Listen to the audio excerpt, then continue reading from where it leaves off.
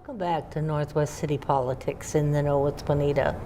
We're glad that you're joining us again this week.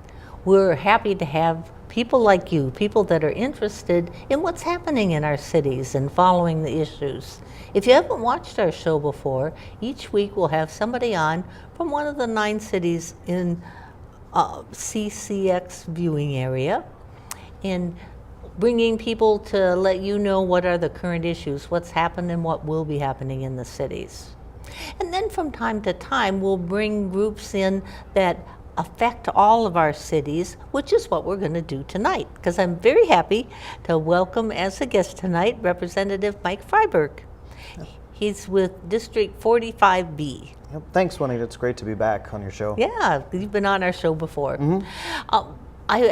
You know that I'm going to ask you to introduce yourself out to our wider audience. Sure. And you might tell people, what area does 45B cover? Well, sure. Once again, I'm Mike Freiberg. I'm the state representative for District 45B. District 45B includes all or parts of the cities of Crystal, Golden Valley, New Hope, and Robbinsdale. So basically the northern half of Golden Valley, where I live, southern half of Crystal, a little bit of southern New Hope, and all of the city of Robbinsdale. Right. Yeah, and so you just wanted some background information? Yeah, no background, because people that aren't in those cities might not know you as well. Sure. No, glad to talk. So while I grew up in this area, my parents moved to Golden Valley when I was 6 weeks old. So I went to schools in the area and everything. I am married. I've been married for almost 10 years. I have 2 kids, aged 4 and 7. They're in the Robbinsdale, the oldest anyways, in the Robbinsdale schools. Right now, the youngest, who's 4 years old, will be. I spent 9 years on the Golden Valley City Council, which was a great opportunity. I loved serving the city I grew up in. When I'm not in the legislature, I work as a public health attorney, work on public health policy in other states. I've been doing that for a little over 10 years, and I've been the representative for this area for 4 years. I was first elected in 2012. So you've had a lot of time in this area. You can reflect all the changes that have been happening. Yeah, it's been exciting. Yeah, I suppose I've been in elective office in one capacity or another for over 13 years now, which is kind of hard to believe. About as long as your show has been on, we just discovered. So so I might have been on your show. It was your first year of the show. And yeah, you were. My first year on the city council. Right. Yeah. And then I asked you to think a little bit about what are some of the surprising things that you found out as you've been in the House of Representatives, things you didn't know about. Sure. Or things that happened. Yeah. It's one thing is it's very different from city governments. I mean, I knew it would be. Of course, you're dealing with a much larger level of government. There's, on the city council, I was one of 5 people holding elective office for this city, and now I'm one of 134. So sort of beyond those sort of structural differences, there, one thing I didn't quite anticipate the level of is just the interest in it, both by citizens. I mean, there are citizens who are interested in city government certainly as well, but interest groups in particular, really follow everything that happens at the state legislature to an extent that didn't really happen to me when I was on the city council. There's also, I forget the exact number, but there's 10 or 15 different standing committees in the House. Yes. So on topics ranging from, and I should mention too, the committees I'm on this year is the Healthcare, Health and Human Services Reform Committee. We work on policy issues in the health field. The Legacy Committee, which is in charge of determining where the funds from the Legacy Amendment go. The Government Operations Committee, the Rules Committee, and the Aging and Long-Term Care Committee. Somehow I ended up on 5 committees this year. Oh, you'll be busy. Yeah, but because of the way we're broken up into different committees, you really do kind of have an opportunity to specialize in a specific area in a way that when you're on the city council, you're kind of responsible for all aspects of city government. You kind of have to be a generalist. But when you really get to the work and the committee structure, you really can drill down pretty deep on some issues in a way that can be harder to do when you're trying to keep track of everything that a city does. And then just this year, you're moving into the, the group that runs the things for Democrat? What's the word I want? Oh, leadership. Leadership. Yeah. Yes. So it'll. I was my colleagues in the House DFL caucus elected me one of 6 assistant minority leaders this year. So it'll be an honor to serve in that capacity as well. Just kind of advocating for caucus priorities on the House floor around the state of Minnesota. So I'd been there for 4 years now. So I sort of felt like it was a time to try that to see if I could bring. I feel like I have something to bring to that role too, and it'll be an interesting new challenge that I'm looking forward to taking on. Yeah. Well, let's move into some details about the legislature last year a little bit, and then what's going to be up and coming, or what your thoughts are on it. And let's start out with last year's legislative sessions. First, to let people know that legislative sessions are 2 years long. Can you explain what happens in each of those 2 years? Sure. Well, basically any bill can be introduced in either year, but there is sort of a main focus of the odd year session, which just started yesterday here, and the even year session. So in the odd year, the focus is supposed to be the state budget. We anticipate that we'll be working with something like a $1.4 billion surplus this year, although we won't know for sure until the February forecast comes out. And so in the even year, or in the odd year rather, the legislature has to pass a state budget on time. If it doesn't do that, there's a possibility of a state shut, or of all the parts of the state government shutting down. That's happened in years past before. Hopefully it won't this year. But there's urgency to pass the budget. That's the biggest thing. And then in the even year, it's usually a much shorter session. In the odd year, it's about 5 months long. Even year, it's 3.5 or 4 months long. In the even year, we're supposed to focus on a bonding bill, although I know from one of your questions coming up later that didn't exactly happen last year, unfortunately. But there are certainly other big priority issues that'll come up, and certainly within this is the budget year.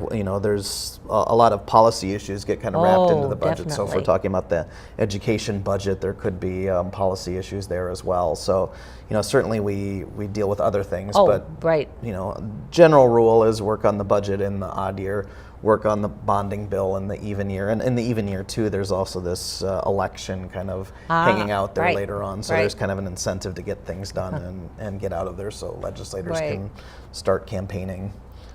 And just to touch a little bit, because the swearing in was today, because it's just starting the day we're doing the taping, but the Capitol was restored. What are some of the things, if people come down to see their legislators, what are they going to notice about the Capitol building?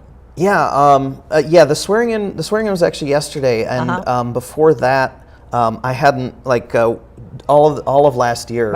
It was almost all of it was closed off. When we were in session from the first part of March towards the end of May, they opened up just the House chamber, and we had a very little narrow channel that all the legislators had to walk through to go there to do it. So, but the rotunda was closed off, the Senate was closed off, the Supreme Court. So, since about the end of I guess it would have been the 2015 session. I hadn't really been back in there until yesterday. So I don't even totally know everything that's there at this point. But based on what I saw yesterday, I mean, it's amazing the work that they did. I mean, just you could tell they restored some of the paintings on the inside dome of the Capitol, of the rotunda, and so just the colors look brighter there, and there's a lot more lighting. One of the areas where I noticed the biggest change was the basement.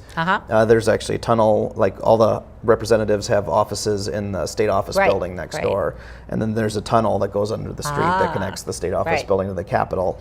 Once you get into the Capitol from the tunnel, at least in years past, there'd be pipes from those, in the ceiling, and it would look kind of unfinished and kind of run down, and not the beacon of great early 20th century architecture that we know the building really is. But coming through there, they just made the basement look a lot it cleaned it up really, and it just looked that was one area you could really kind of see an immediate difference from what it looked like before. to say nothing of what it looked like when it was under construction. So encourage people to go over and visit the newly restored Capitol. Yeah, absolutely. People should. It looks amazing right now. Now, the 2016 legislature didn't get to an agreement on the transportation bill or the bonding bill, and the tax bill ended up getting vetoed because of an error that would have cost the state some money. Maybe you can talk a little bit about the background behind what happened? Well, sure. At least last year, we've been in divided government since last year, and we'll continue to be that. Last year, the House was under Republican control, the state Senate was under Democratic control, and the governor is a Democrat. So this year, both the House and Senate will be under Republican control, and the governor will be a Democrat again. So, so there's a tension, I think, automatically just by virtue of partisan politics. Unfortunately, I wish that weren't the case, but whether it was because of that or just unwillingness to work among some leaders to work across the aisle, a lot of issues were kind of put off until the last day, the last hour. It's not an exaggeration. I mean, we were voting on, and so they reached agreement on some of these processes way too late, I think, and the bills ended up being drafted really in a hurry. I mean, we have amazing staff that drafts the bills. They do amazing work putting together as much as they can. But they can only work as well as the leadership that they're working with. And last year they just the leadership wasn't able to get it done in a timely fashion, so they had to scramble to put things together as quickly as they could. I'm surprised there weren't more errors in it. So anyway, the bill was drafted in a hurry. Bills were drafted in a hurry. Legislators didn't have time to read them thoroughly, so a tax bill with a $100 million error, drafting error, ended up getting passed by the legislature in the last minutes of the session, and so the governor, justifiably, I would say, vetoed it, so that we didn't have to deal with that. Now, there's been a little bit in the newspaper of some of the leaders. I think some of the Republicans saying that they don't want to do that this year. Do you see any movement in that direction, or is it too early to tell? Yeah, well, as you said, we just got sworn in yesterday. We haven't really done any official business yet, so it's pretty early to tell. I think the proof will be in the pudding. I certainly hope that's the case, that they're willing to work on some of that. I mean, I do think there are some specific things we can do to improve the process. When the Democrats took charge in 2013, one of the things, that was my first year, one of the things we did was create a 24-hour rule where anybody who wanted to offer an amendment to a bill had to submit it 24 hours in advance.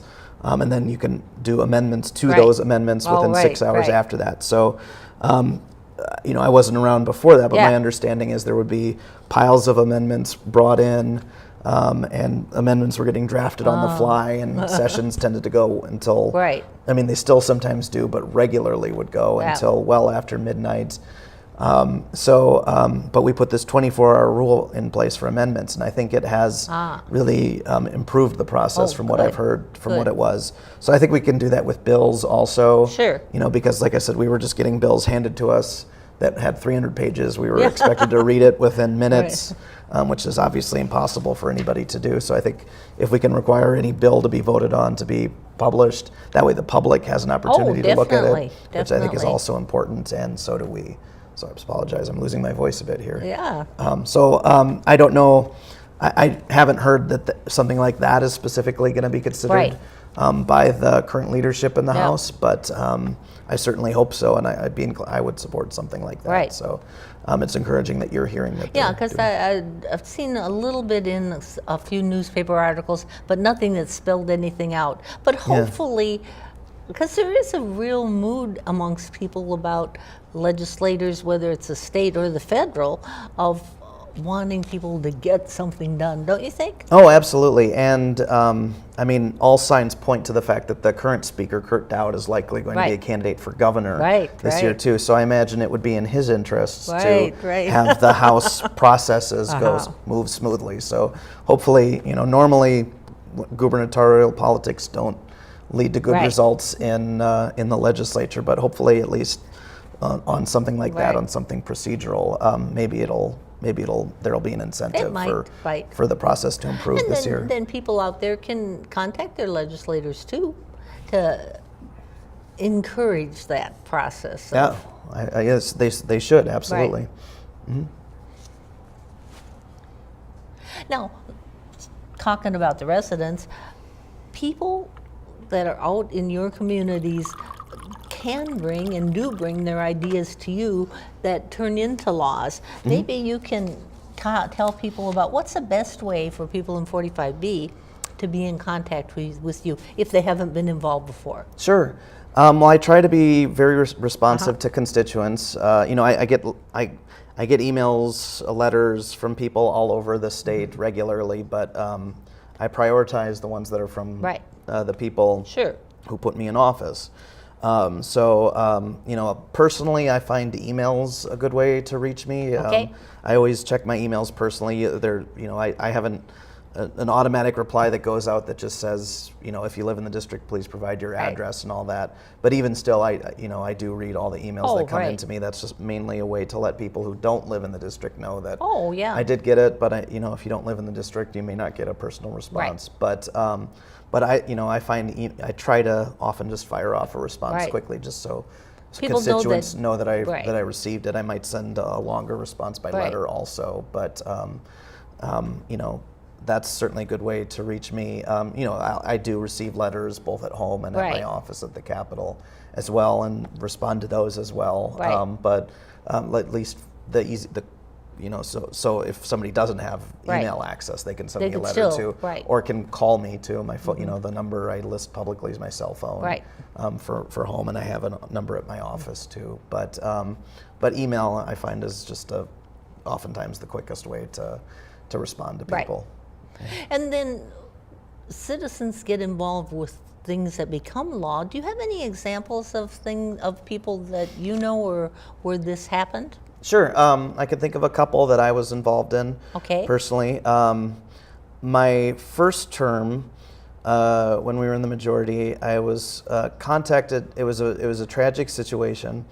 I was contacted by a woman who lives actually only about 2 blocks away from me, or at least did at the time. And her son, whose name was Tony Kane, actually drowned while swimming at a birthday party in Theodore Worth Lake. At Worth Park, Worth Beach. And so she didn't feel that the lifeguard did a very good job in that instance. There was actually a lifeguard on duty, and so I researched the laws related to lifeguards and what sort of training they're supposed to have. And one of the things I found in the process of doing that was that lifeguards at publicly owned pools are required to have training in CPR. They're required to be licensed by Red Cross or something comparable. But if it's a publicly owned beach, there was no comparable requirement. And it did turn out that the lifeguard at Worth Beach was actually trained in that. They just weren't required to by state law. But I happened to mention that to the mother of Tony, and she was surprised to hear that too. And so she wanted me to pursue that. So I did, and introduced a law.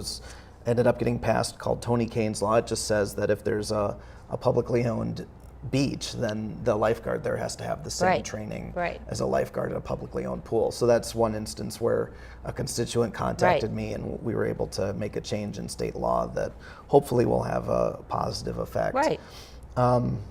Another instance I thought of was during this last year's session.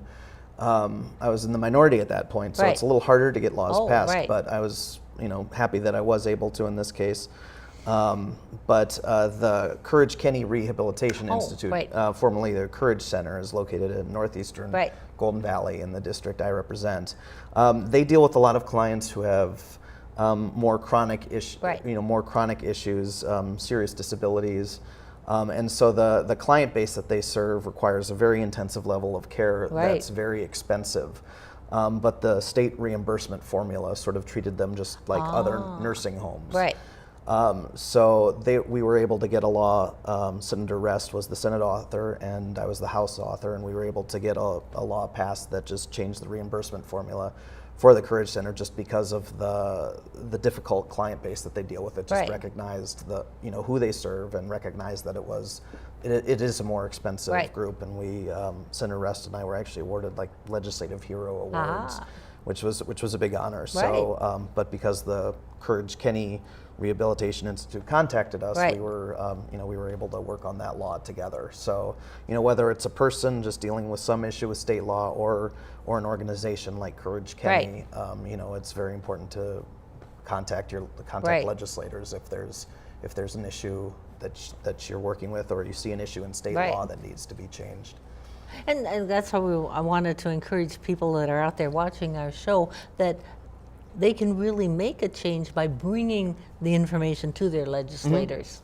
Yeah, no, I mean, obviously legislators try to keep abreast of what the current state of state law is, but there's 20 volumes of the state statutes or something, so it's longer than some encyclopedias. So yeah, so obviously we don't know about everything. There are some laws that were put on the books 60 years ago, and may not be suited to current circumstances. So we rely on our constituents in large part to keep us informed, or to let us know if there are issues with state law where it needs to be changed. Yeah, because we're going to put up the state legislature information number, so if people don't know who their legislators are, they can easily contact. Find out who to contact or who they want to be in touch with. Yeah, exactly. There are 134 House members, 67 senators. Every House member represents about 39,000 people. So if you don't live in my area, you're not sure who your representative is. The Secretary of State's office website has a who's my legislator feature. So it's easy to look it up, or the legislature's website itself. So we'll encourage people to get involved. Yeah, absolutely. Be part of the process. Now, you have a bill, and I thought we'd talk about it a little, that you've been working on over a period of time, dealing with immunizations and parents and going to school. Maybe you can flesh that out. Sure. No, I'd be glad to. Thanks for asking. Yeah, I've carried this for a couple years now. I've been able to get bipartisan co-authors on it, so it's an issue with bipartisan support.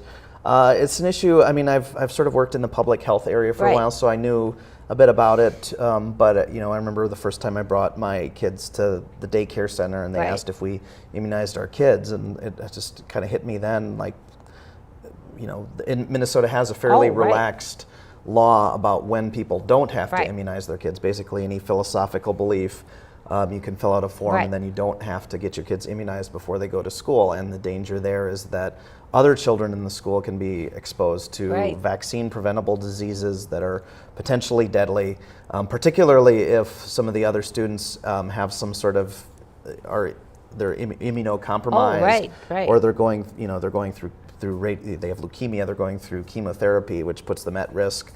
If there are other children in the school who aren't vaccinated, it can put them at particular risk. You need something like 95% of the students in a school, or 95% of the people in an area, to be vaccinated to achieve what's called herd immunity, where people are protected from a otherwise preventable disease like chickenpox or mumps or whooping cough. So the bill I've introduced, it doesn't, California, partly in response to measles outbreaks that happened at Disneyland last year, introduced and passed a bill that just got rid of the philosophical exemption to vaccines altogether.